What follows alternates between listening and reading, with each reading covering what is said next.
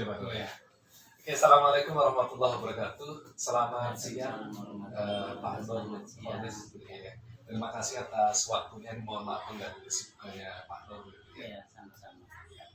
Nah, jadi pertemuan kita hari ini Pak Nur, jadi kita ingin ngobrol-ngobrol nih ya, masalah Pak Nur ya, tentang kesiswaan lah gitu ya. Mungkin sebelum kita ngobrol, Pak Nur bisa memperkenalkan diri. Siapa Pak Nur dan apa jabatan di sekolahnya. Ya. Assalamualaikum warahmatullahi wabarakatuh. Saya guru BK di SMP Negeri 18 Kota Serang, sekaligus menjadi ketua koperasi. Ya, ya, oke. Jadi Pak Nur ini guru BK sekaligus ya, ketua koperasi sekolah ya. Ya. Nah Pak Nur, sebagai guru BK gitu ya, saya ingin nanya sedikit nih. Gimana sih tingkat kejujuran dan tingkat rasa tanggung jawab di kalangan murid-murid di SMP 18 Kota Serang saat ini? Berdasarkan hasil pengamatan ya, untuk tingkat kejujuran hampir seluruh siswa sih bagus, bisa dibilang 95% lah ya, 95% bagus. Ya. Tapi kalau rasa tanggung jawab kenapa? Tanggung jawab, nah berbeda dengan tanggung jawab, justru rasa tanggung jawab inilah yang perlu banyak dibangun. Kalau kita ambil persentase barangkali kisaran antara 75%. Kalau tanggung jawab 75%. Berarti masih ada PR tentang rasa tanggung jawab ini. Iya. Nah kira-kira nih Pak Nur, upaya apa gitu atau program kerja apa yang enaknya nih kita lakukan untuk meningkatkan kejujuran, meningkatkan rasa tanggung jawab di kalangan murid-murid kita di SMP 18 ini, kira-kira apa? Berdasarkan pengalaman saya ketika dulu honor di swasta, boleh dicoba adanya kantin kejujuran. Karena di sini kantin kejujuran jelas akan banyak memberikan pengalaman, memberikan pembelajaran, terutama bagaimana membangun kejujuran. Ya, kejujuran. Kalau ada ide gimana cara membuat kantin kejujuran gitu ya? Kalau kantin kejujuran itu secara teknis sih tinggal misalkan ada koperasi di sekolah, boleh nanti koordinasi betul, kerjasama atau koordinasi dengan koperasi. Tetapi untuk kantin kejujuran di awal-awal kegiatan secara teknis secara periodik saja, jadi bertahap, seminggu sekali atau dalam 1 bulan 3 kali, itu saja. Karena dalam tahap-tahap itu kita akan lakukan evaluasi untuk melihat seberapa jauh tingkat kejujuran yang berkembang yang ada.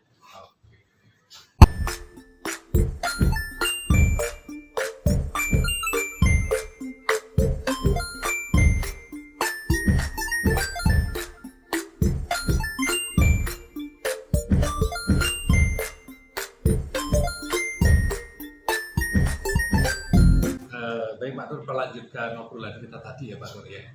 Tadi Pak Nur memberikan usulan untuk meningkatkan rasa kejujuran dan rasa tanggung jawab di kalangan siswa itu dengan menggunakan kantin kejujuran ya. Kita bikin kantin kejujuran lah untuk siswa-siswa kita.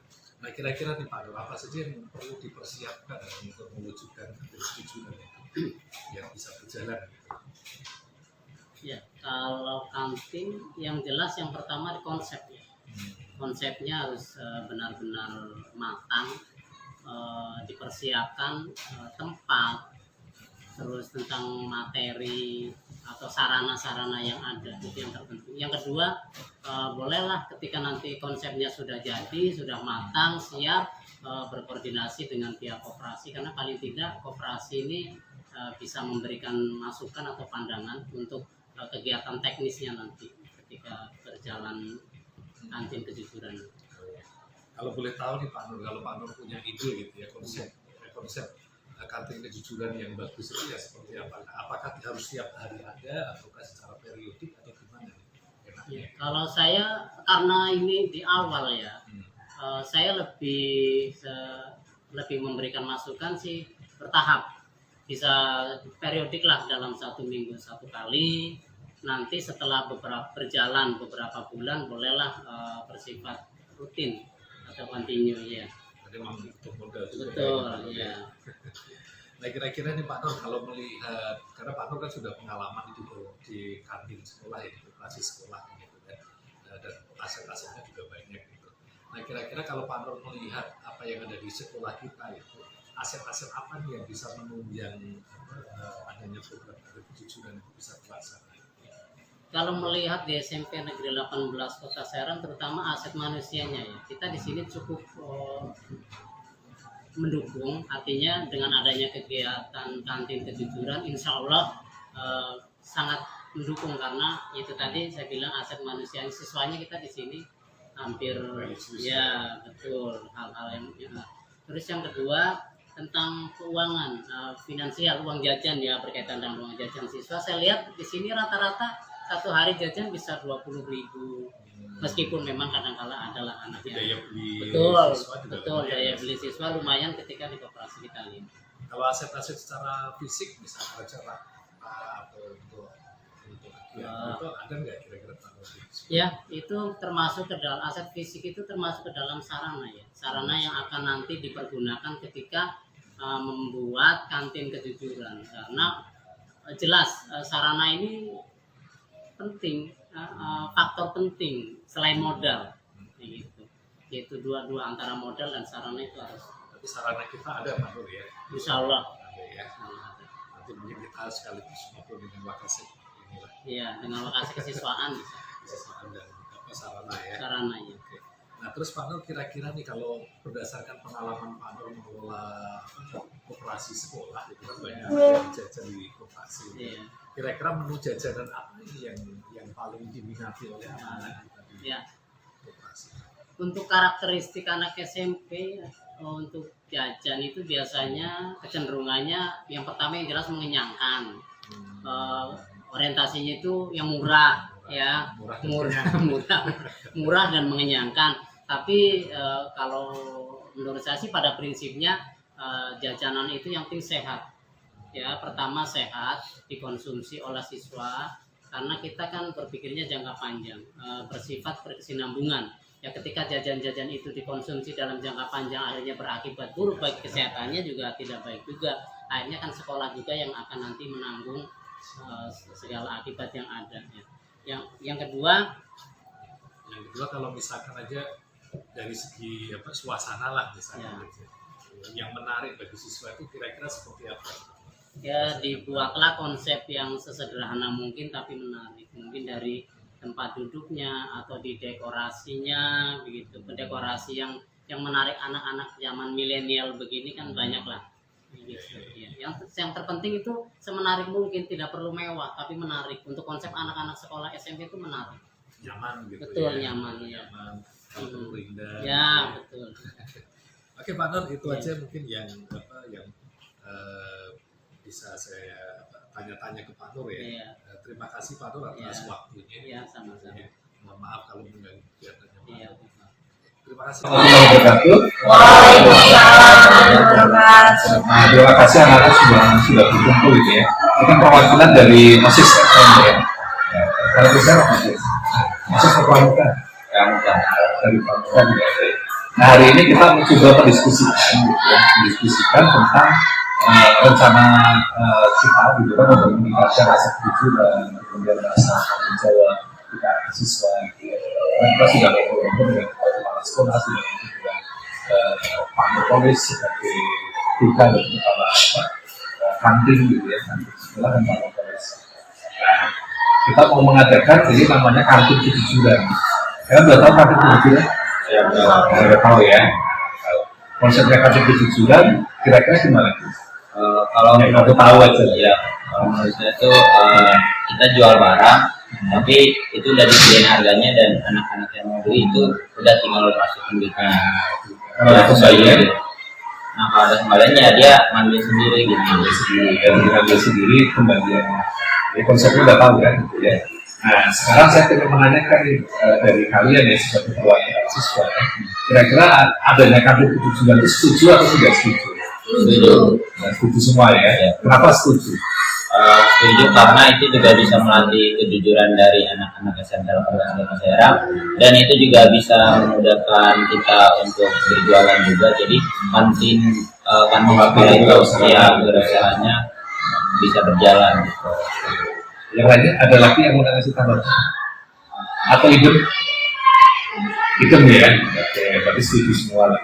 Kalau nggak setuju juga boleh, pas saya nggak setuju Pak, tapi duitnya habis gitu ya. Karena pengalaman hampir semua sekolah kan sudah melaksanakan kan dan melakukan call gitu ya. Oh lama-lama udah tutup selesai gitu ya. Mudah-mudahan kita nanti bisa berjalan. Oke. Nah terus kira-kira nanti, jadi nanti kalian jadi ujung tombaknya ya kalau misalkan aja ini berjalan, gitu kan kalau berjalan ya kalian sebagai ujung tombaknya. Jadi mindset apa? Gitu, jadi dipakai dengan teman-teman yang lain seperti apa? Sebenarnya kita juga pengen melibatkan OSIS. Jadi OSIS itu tidak punya kegiatan kewirausahaan. Salah satu OSIS itu kan tujuannya kan membangun kewirausahaan. Ya OSIS itu kalau bisa ya berjualan, yang kan tidak ngomong. Tapi keluar dari SMP bisa tidak harus kerja, dan bisa menciptakan sendiri. Oke. Nah terus yang kedua, kira-kira kalau ada kantin kejujuran, menu apa yang perlu dijual atau yang menarik untuk di? Kalau menurut saya itu snack ringan, terus karena kita juga ada kayak makan siang sama ada makanan beratnya gitu. Nah tapi makanan beratnya yang bisa apa ya masih terjangkau harganya gitu. Terus yang alat-alat buat sekolah belajar ya. Kalau yang lain, kira-kira apa? Apakah butuh misalkan minuman ya? Minumannya dingin atau panas? Ada yang dua-duanya sih. Minuman snacknya ya. Nanti cuman yang namanya makanan itu kan harus terkontrol ya. Iya. Jangan sampai nanti kita misalkan aja sayurnya. Jangan sampai anak ketika beli dari kantin kejujuran malah nanti meja. Iya. Sehingga kualitas makanan pun itu nanti tugas pengurus. Ya, kalau misalnya itu kepala sekolah ACC, ya, kemudian nanti guru pertama Sulastri sebagai kesiswaan dengan ACC ya kita bisa. Kalau berjalan apa nanti OSIS atau dosen ya kita menjawab menyeleksi makanan, kemudian segala macam. Jangan sampai kita jualan ya berbasi ya. Karena makanan di sekolah itu juga kita juga selektif, tidak bisa sembarangan.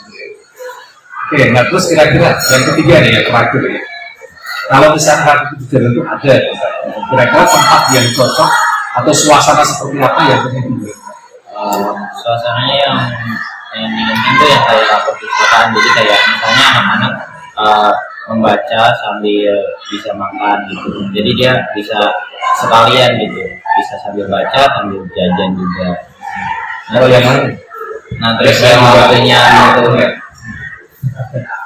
kalau panas gimana? Yang panas atau yang sejuk? yang situ Tempatnya yang sejuk ya, yang kayak Alfamart itu nih mas. Kalau itu mah butuh asli. Ya kalau misalkan ada tempat khusus ya kita bisa. Misalnya aja nanti ruang OSIS bisa jadi.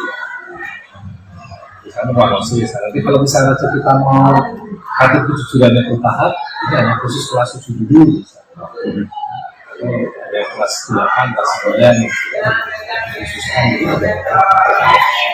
Nanti kita sepakat atau ada lagi yang lain tempatnya mau seperti apa? Itu apa ibaratnya tampilan-tampilan gambar-gambar ibu-ibu kira-kira ya. Ada poster ya, kayak poster, ada poster-poster ya. Cuma poster-poster yang niatkan mencuri itu kan ada undang-undangnya. Itu sudah nanti Oke, nah, berarti kita sepakat bersama-sama ya. Karena ini kalian kan sebagai pengurus OSIS kan tujuan kita siswa ya. Kalau misalnya nanti terrealisasi, karena kemarin Pak Nur juga mendukung banget. Ya, oleh sebagai kepala kantin juga dia pikir, gitu ya. Karena Pak Nur itu punya PR sebenarnya. Kalau kejujuran sebenarnya SMP kita itu 95% siswanya jujur. Nah, dari datanya Pak Nur 95% rata-rata jujur. Nah, cuman rasa tanggung jawabnya masih 60% nanti. Rasa tanggung jawabnya itu yang Kan kita udah mungkin masih tanggung jawab dengan hubungan ya. Karena sekarang kan kurikulum merdeka itu kan kalau bisa tidak ada hubungan fisik menuju prestasi lari gitu kalau dengan hal-hal yang positif. Oke, itu saja. Terima kasih waktunya, gitu ya. Mohon maaf mengganggu istirahat. Udah istirahat.